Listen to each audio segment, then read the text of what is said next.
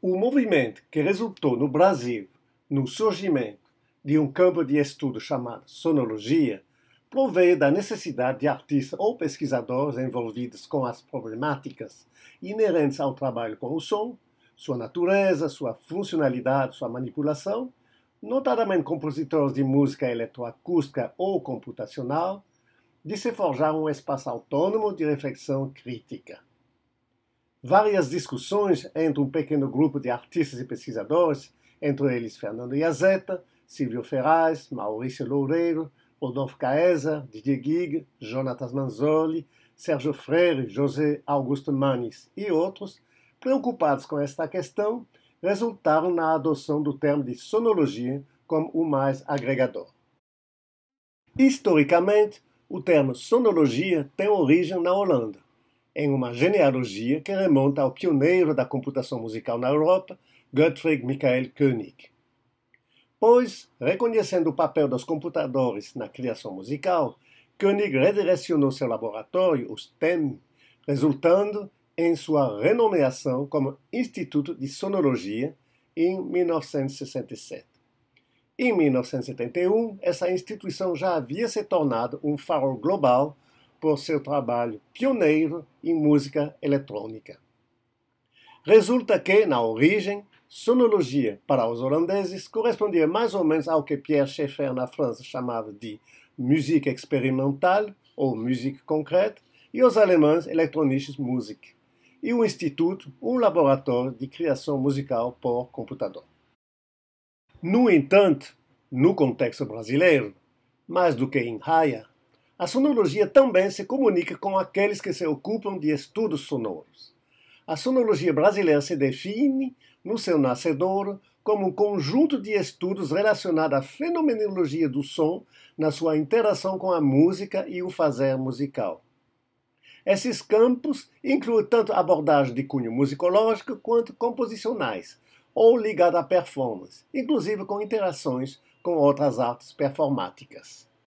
Mais especificamente, encontramos pesquisas sobre a análise da música a partir do conceito de som, estudos em acústica e psicoacústica, luteria, orgânica, eletrônica ou computacional, tecnologia de processamento de sinal sonoro, desenvolvimento ou análise de ferramentas computacionais para processamento do som para fins composicionais, musicológicos, de performance ou de educação.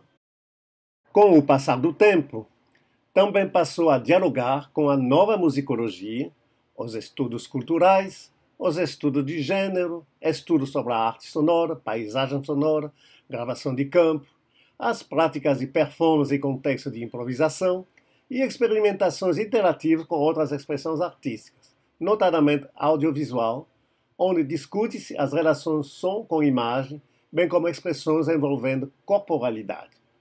Nisso, o olhar, na origem essencialmente imanente a seu objeto, afastou-se progressivamente para observar a música de fora para dentro, com a finalidade de captar sua interação com o meio, passando desta forma a dialogar também com disciplinas como a sociologia ou a antropologia.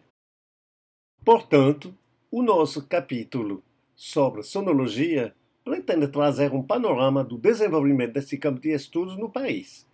Para tanto, consideramos como ponto de partida formal o seminário inaugural da ECA USP em 2008, terceiro seminário Música, Ciência e Tecnologia, que teve como tema central a sonologia, trazendo uma amostra da multiplicidade desta área desde a sua origem. Em seguida, a partir de fontes e depoimentos de alguns dos principais atores deste movimento que colhemos, tentamos documentar a diversidade e evolução do conceito durante as décadas que seguiram. Entre as instituições, pesquisadores e trabalhos consultados, destacamos, para começar, os três grupos pioneiros. Em São Paulo, o NUSON, Núcleo de Pesquisa em Sonologia, coordenado por Fernando Iazeta.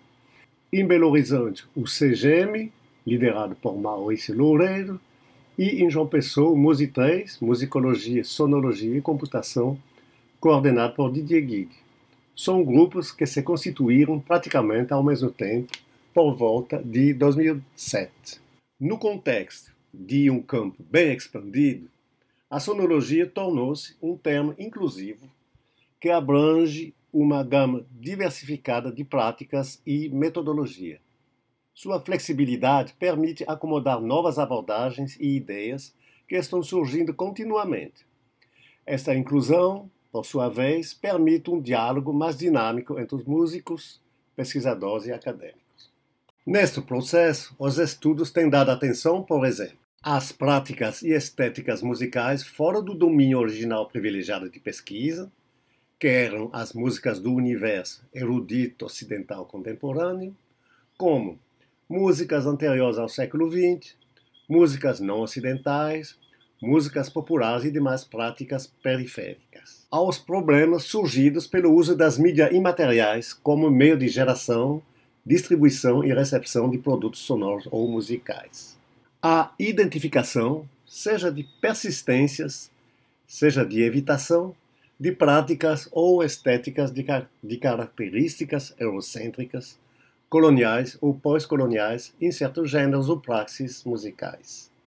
Sempre questionando os limites da aplicação de modelos institucionalmente adotados pelas humanidades e pelas ciências sociais, e propondo vias alternativas de relacionamento entre arte e pesquisa acadêmica, sua interlocução com praticamente todas as demais subáreas, bem como a existência de pesquisas afins que adotem ou não a terminologia, em vários projetos, grupos ou instituições espalhados pelo país, pode ser considerada como um indício do seu sucesso como campo autônomo na paisagem da pesquisa em música no Brasil.